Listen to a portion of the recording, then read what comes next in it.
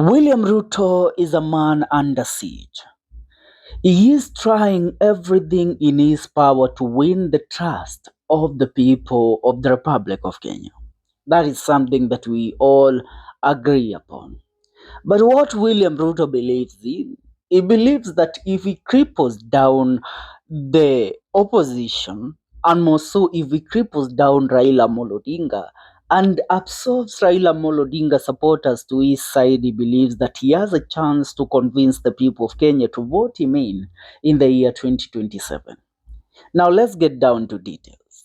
Today, the Daily Nation publicized an article on why President William Ruto had an unsuccessful meeting, which he had called to unite the UDA and ODM MPs, as his plan is underway on absorbing ODM into the UDA party.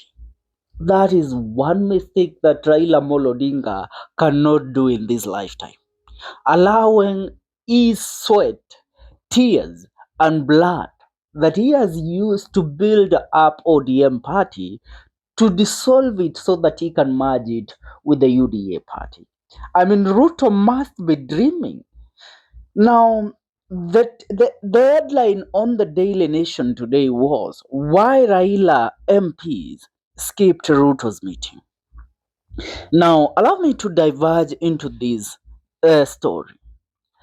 President William Ruto is working on a strategy, and the strategy is tripling down Raila Odinga's influence completely. And how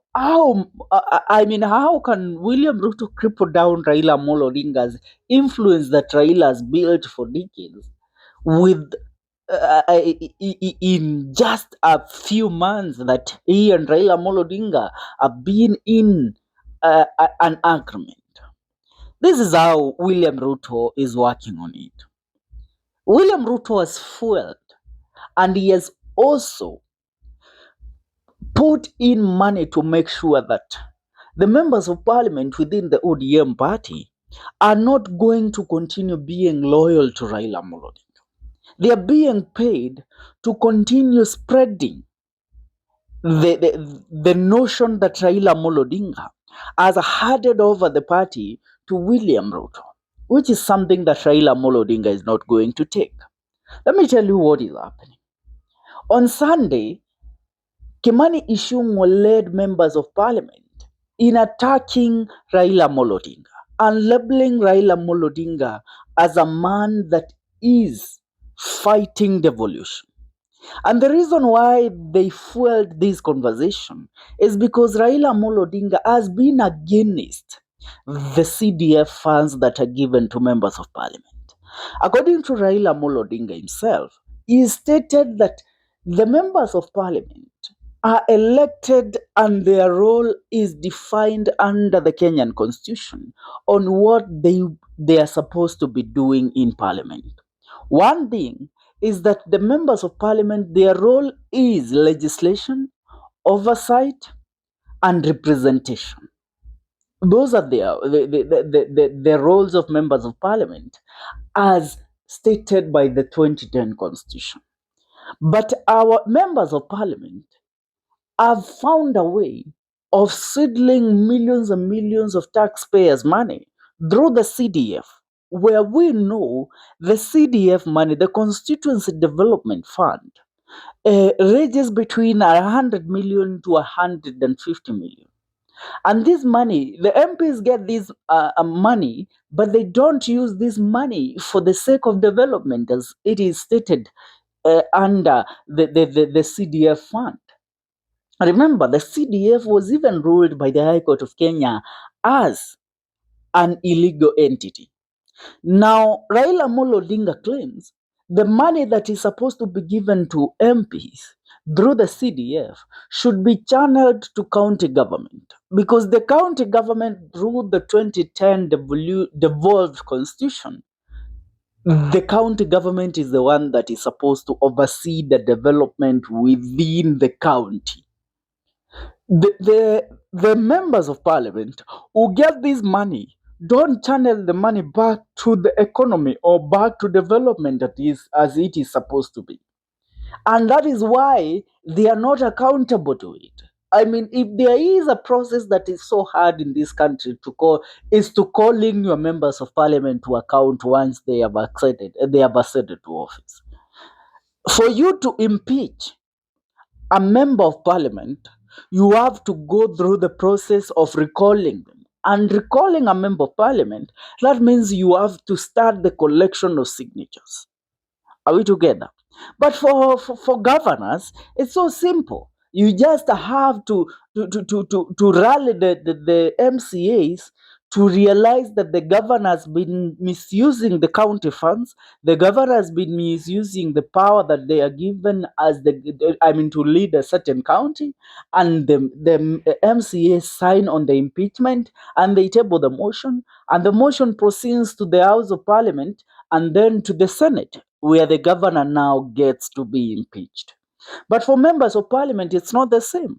And that is why members of parliament in the current constitution and the current government, they feel they have even more powers than the governor.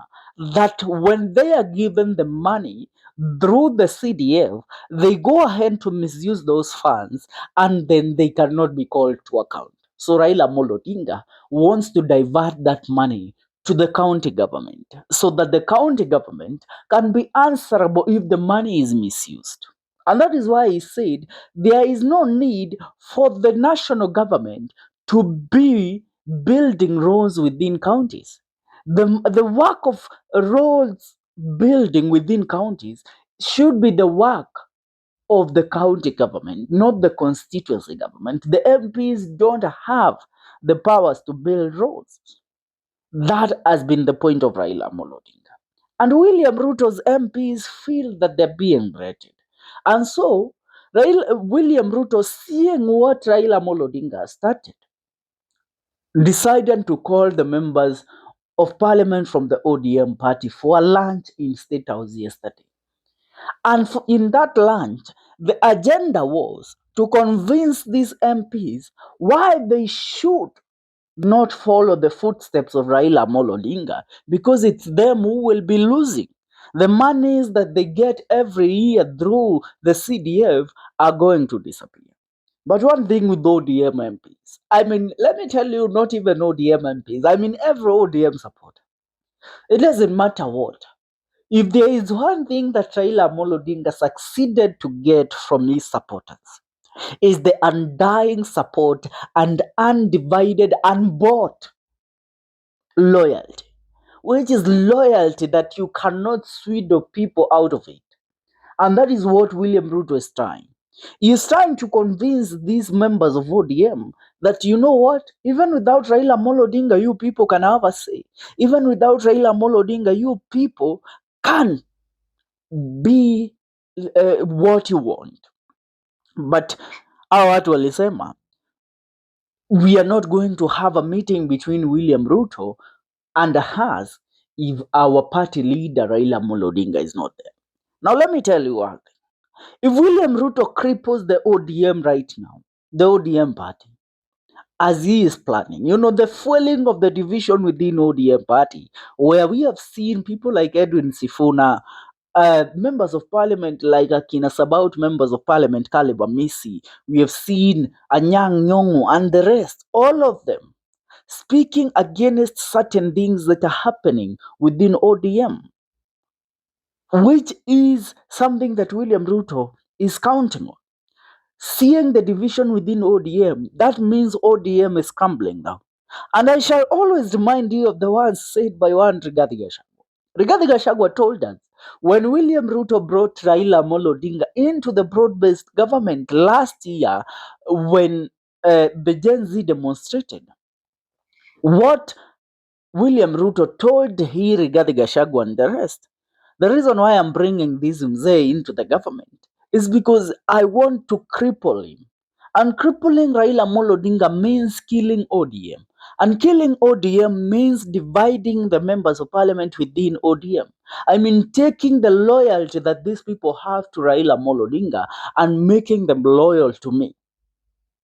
But if there is the hardest task that a politician can try, is to steal the loyalty that people have for Raila Amolo Odinga supporters. Bona, that loyalty is not bought. That loyalty is not built via certain signatures. No, that loyalty is built through persistence and starting with people for so long. And Raila Amolo Odinga has been doing that. And so these members of parliament knows if there is one thing that there is a mistake that they can do in their political career is walking away from Raila Amolo Odinga and siding with William Ruto. Are we together? So even Raila Amolo Odinga himself is very mad at President William Ruto. Why should you call my MPs into a meeting without me being present? Are we together?